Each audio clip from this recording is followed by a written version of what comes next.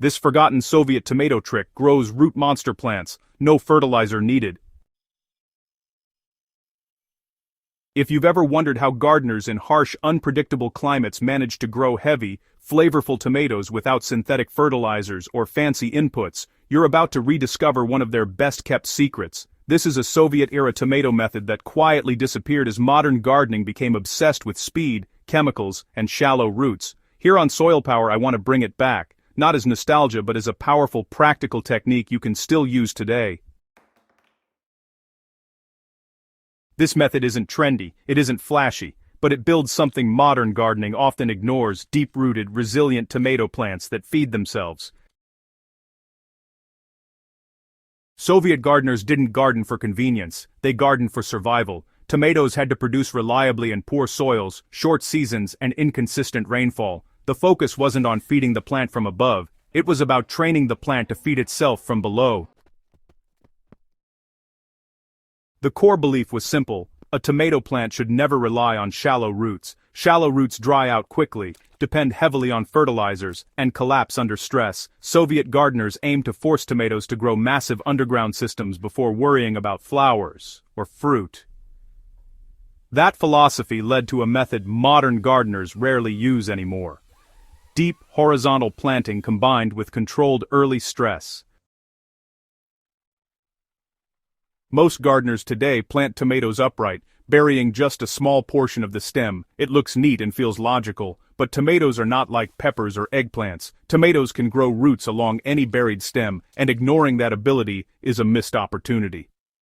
Soviet growers saw tomato stems as untapped root factories. By planting tomatoes vertically, you're leaving most of that potential unused. The result is a plant that depends on frequent watering and constant feeding. Deep planting changes everything. Instead of digging a deep hole, Soviet gardeners dug a shallow trench, usually about 10 to 15 centimeters deep, running from east to west. The tomato seedling was then laid horizontally in the trench, with only the top few leaves sticking out above the soil. The rest of the stem was buried completely, just like that. Within just a few days, the exposed tip would start to curve upward toward the sun. Underground, something powerful was happening. The buried stem began producing roots along its entire length, creating a wide and deep root network that modern vertical planting simply can't match. And, this wasn't done gently or delicately. Seedlings were often leggy and even slightly stressed on purpose. Stress wasn't avoided, it was used strategically. When a tomato is planted horizontally, the plant is, forced to solve a problem. It has to establish roots quickly along the buried stem to survive. This triggers aggressive root development early in the plant's life, exactly when it matters most. Instead of one central root ball, you get a long underground root zone that can access moisture, minerals, and microbial life from a much larger area of soil. This makes the plant far more drought-resistant and nutrient-efficient later in the season. Modern gardeners often try to fix weak plants with more fertilizer. Soviet gardeners fixed weak plants by building better roots.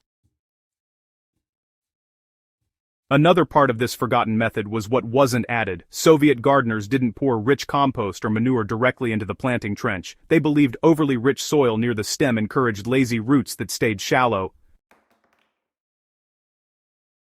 Instead, the soil was kept relatively simple at planting time. Organic matter was incorporated deeper in the bed months earlier, not right at the root zone. This forced the tomato roots to search, explore, and connect with soil microbes. The result was a plant that partnered with the soil, instead of depending on constant feeding from the gardener.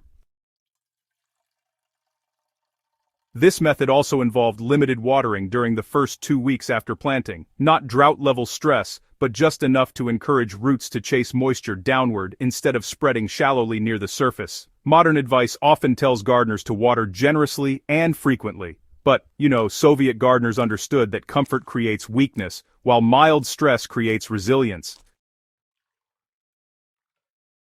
Once the plant was established, watering became deeper and less frequent, reinforcing the deep root habit for the rest of the season.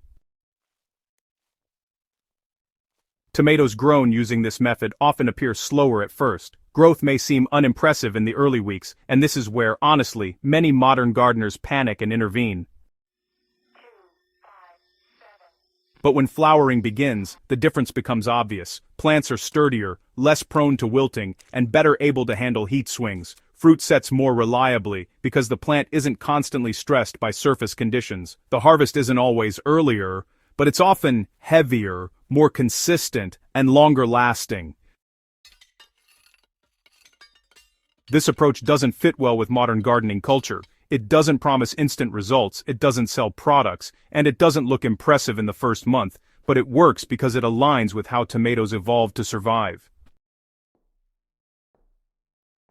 As gardening became more commercialized, techniques that required patience and trust in soil biology were replaced by fertilizers, schedules, and shortcuts. The Soviet method fell out of use not because it failed, but because it demanded restraint.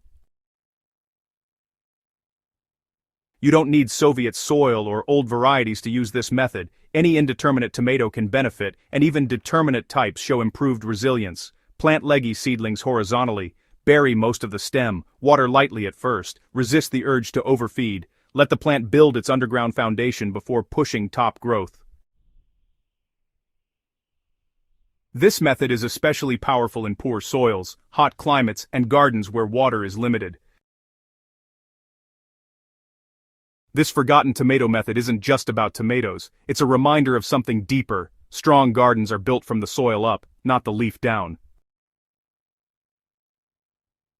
When you stop trying to control every detail and instead guide plants to develop natural strength, the entire system becomes easier, more forgiving, and more productive. That's the kind of gardening we believe in here on Soilpower. If this article helped you see tomatoes and soil differently, make sure you subscribe to the Soilpower YouTube channel, share this with a fellow gardener, and keep these old powerful methods alive. The soil remembers them, even if modern gardening forgot.